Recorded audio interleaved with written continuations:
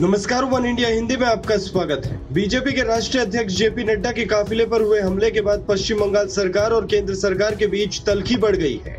केंद्र सरकार ने नड्डा की सुरक्षा के लिए जवाबदेह भारतीय पुलिस सेवा के 3 अधिकारियों को वापस बुला लिया था। इसे लेकर पश्चिम बंगाल की मुख्यमंत्री ममता बनर्जी ने केंद्र पर हमला बोला था। वहीं ममता बनर्जी ने इसे लेकर कई राज्यों के नेताओं से भी बात की थी।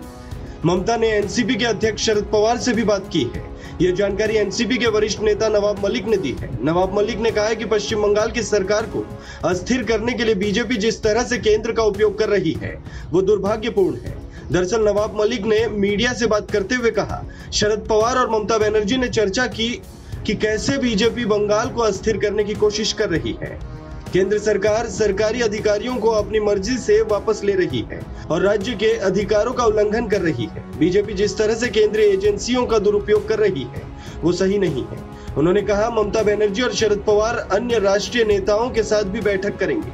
अगर जरूरत पड़ी तो पवार बंगाल जाएंगे।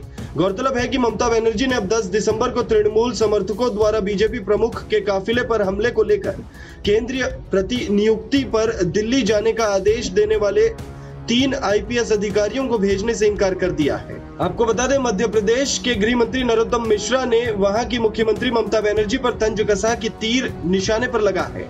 हम चीटिंग बाज हैं तो वो चिटफंडी है, बस इतना सा अंतर है। पश्चिम बंगाल का ताजा सियासी माहौल पर मंत्री नरोत्तम मिश्रा ने कहा कि ममता बनर्जी ने बंगाल को कंगाल कर दिया है।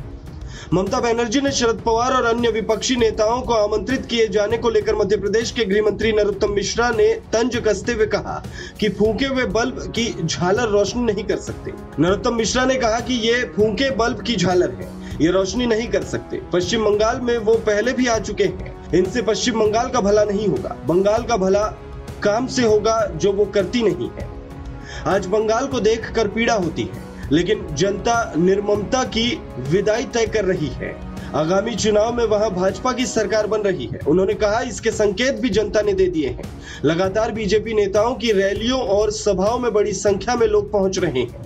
नरोत्तम मिश्रा प्रदेश में रहने वाले बंगाली समाज के लोगों से पश्चिम बंगाल में वहां की सरकार के खिलाफ माहौल बनाने की अपील कर चुके हैं। इस खबर में फिलहाल इतना ही।